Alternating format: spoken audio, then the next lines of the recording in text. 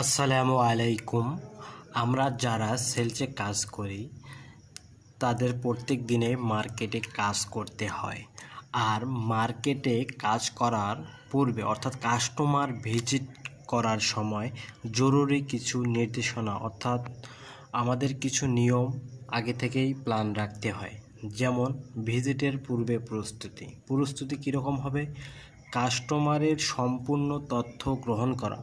Customer আপনার কীরকম হবে, কি বলবে কি না বলবে, তার আপনি কি উত্তর দেবেন সেটা আগে থেকেই আপনাকে পূর্ব প্রস্তুতি নিতে হবে।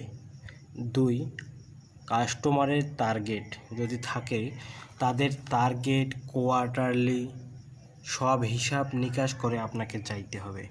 সে আপনাকে কি বলবে তার টার্গেট সম্পর্কে, কোয়ার্টারলি সম্পর্কে তার উত্তর আপনাকে রেডি করে যেতে হবে এবং তার উত্তর সকল প্রশ্নের উত্তর আপনাকে দিতে হবে।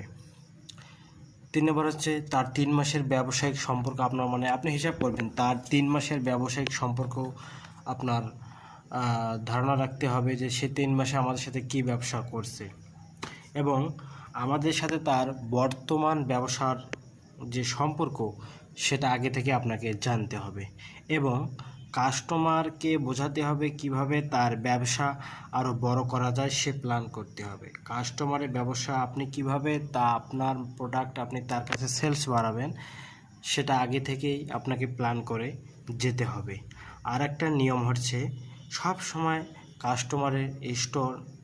কাস্টমারের স্টক চেকিং করতে হবে এবং তার প্রোডাক্ট সাজিয়ে মার্চেন্ডাইজিং করলে আপনার ব্যবসা বৃদ্ধি পাবে। অর্থাৎ আপনি যখন একটা দোকানে বা কাস্টমার বা কোনো ডিলার পয়েন্ট ভিজিটে যাবেন অবশ্যই ডিলারের স্টক অথবা আপনার রিটেল কাস্টমারের স্টক সম্পর্কে জানতে হবে এবং আপনার প্রোডাক্ট মার্চেন্ডাইজিং করতে হবে এবং আপনার ডিলার অথবা কাস্টমার রিটেল কাস্টমারের যারা স্টাফ থাকে তাদের সাথে রিলেশন বৃদ্ধি করতে পারবে।